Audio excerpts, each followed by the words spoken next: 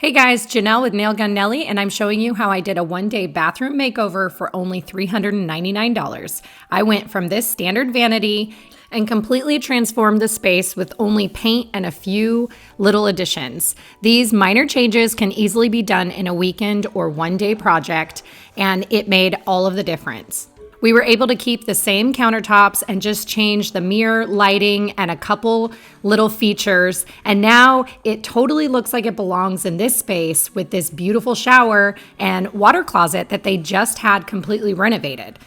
So I jumped on the opportunity to show that you can spend your money in an area that needs it and save on a different spot in the same area and make it all combine together to make one really good look. So let's get down to what I did. First, you're gonna wanna measure your back wall. No wall is straight, and so you wanna take multiple measurements so that you can cut your panel and it'll fit flush. I removed the existing light fixture because we were gonna change that out, and you need to get your beadboard paneling to go behind the new light fixture. So after putting down all my different measurements, I took my jigsaw and cut out the panel straight across at the bottom.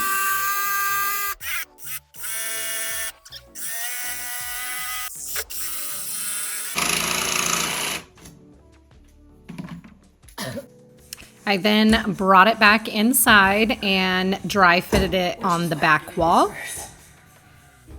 And because I had that light fixture that I needed to cut out for, I set it up on the wall, made sure it fit, and then pressed hard against the board so that it would leave an indent where the light fixture needed to go. You can also see that I'm always losing my tools, so this is my frustration. But after I got that marked, I also measured out for the outlet that is on the bottom right, and I brought it back down and used my multi-tool to cut out both the hole for the light fixture along with the outlet. After that was done, I actually needed to take out the housing for the light fixture so that I could use the new mount that comes with the new fixture. And you would want to put that on the outside of your beadboard. So once the holes were cut, I pulled it up and made sure that everything was good and was able to secure it at that time. So whenever I'm putting up a beadboard or utility boards for a wall treatment, I never use liquid nails or anything like that, because if you happen to change your mind down the road, it's much easier to remove the panel that doesn't have wood glue, and it's going to be just as secure if you use your brad nails into the studs along with at alternating angles if there's no stud present. Also, don't forget to mark your studs before putting the panel up like I did. So I had to bring it back down, and I used my stud finder to find all of the studs behind the wall and put a piece of tape down below on the vanity top so that I would still be able to see where they were with the panel up in place. So now that I had them marked, I brought the beadboard back up, and yes, hopefully this is the last time, and everything seemed to fit. You're also going to want to check that it's level, and once it is and all the holes are cut out, you take your brad nailer like I am here and just shoot a bunch. Shoot in all of the studs first, and then if you feel anything, especially around the edges, that kind of pooks up, you can put a couple brad nails that are going in opposite directions, and that'll act as a little grab to prevent it from coming off the wall.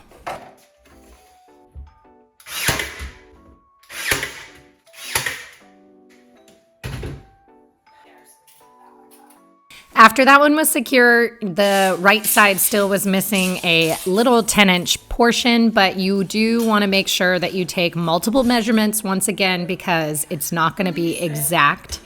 And luckily mine fit on the first try. So the other thing you want to do is make sure you're cutting it so that the beadboard is going to line up with a full panel on the left-hand side, and the cut side will be on the right where the wall ends. Secure that in place just the same, and then once that's done, you are ready to start your finish work. And when I say finish work, that's pretty much filling all of the million brad holes that you just put in with wood filler, letting that dry, and then I took a caulk gun and filled in the entire edges. You can see how it kind of just disappears. You want to do that around the entire square panel.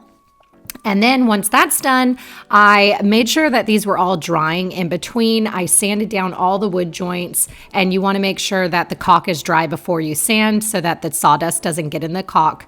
And then clean the surface really well, and you're ready for paint. Decided to go with just a pure white from Sherwin-Williams to really brighten up the space since it is pretty small in there and the vanity was going to be more the star of the show with the color.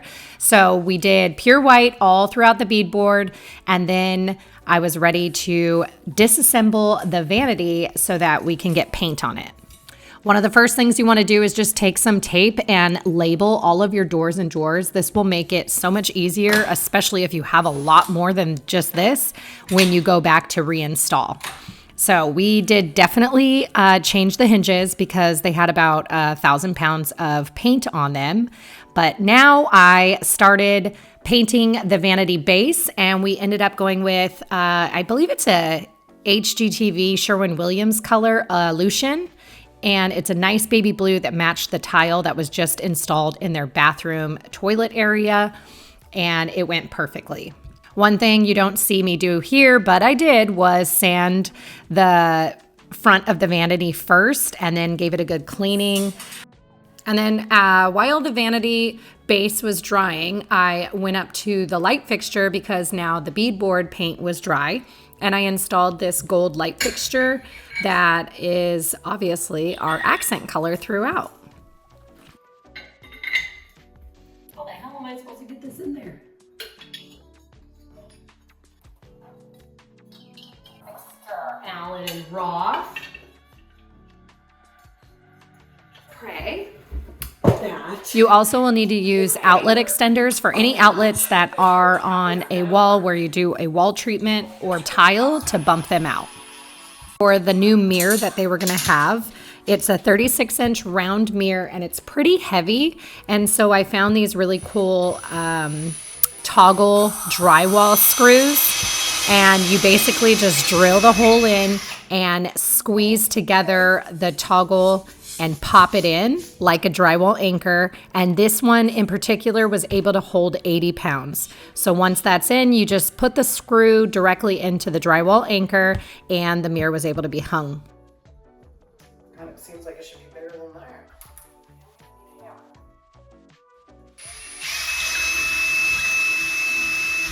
Let's go get a hammer. So you squeeze it together and then hammer it in.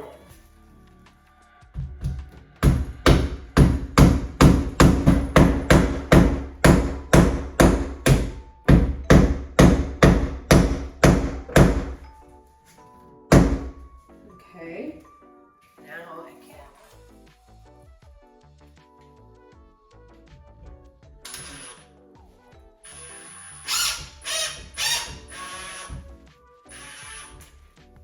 that.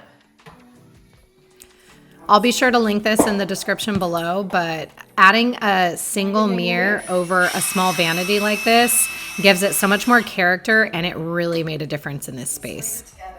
Not to say that it didn't come with a little bit of battle, but in the end, I got it up and it's perfectly centered and looks gorgeous. But of course, that didn't come without any jokes, so beware on what's coming. Where's the damn hole? That's what she said. Actually, that would be what he says. You just can't get it up. Why is everything I'm saying so funny and appropriate? Okay. I did it! Fuck you. Okay.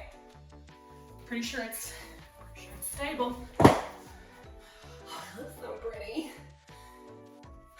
Let's clean it. Oh, I love it.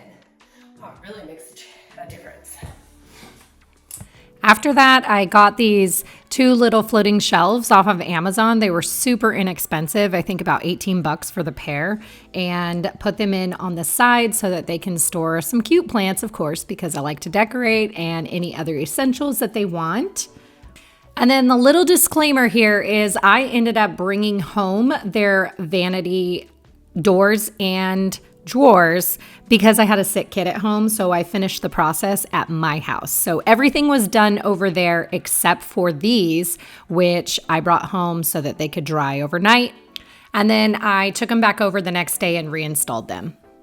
So I always tape off my drawers and paint the inner part as well, not just the fronts, which you should too. And then after sanding and cleaning all of the doors, I used the Aluetian blue from Sherwin, just the same as the vanity base, and coated them 2 times and then added a polyurethane on top. After that, I used the little cabinet jig to be able to mark holes for the new hardware that they got. I got little gold pools for all of them that were matching, and they made the biggest difference. Don't ever underestimate the power of hardware and paint. I slid those drawers back into the spots and then went to the cabinet doors. So like I said, there was like 5 tons of paint on the old hinges. So we got matching gold ones and reinstalled those with the new hinges, and they were working perfectly. And that's how we went from this boring little old bathroom to this cute little vanity that totally goes with the newly transformed shower. In the description below, I have a blog recap that shows the entire budget breakdown, and everything is linked below in the description as well. I hope you liked this quick and easy bathroom upgrade, and don't forget to like and subscribe, and we will see you next time. Thanks for watching.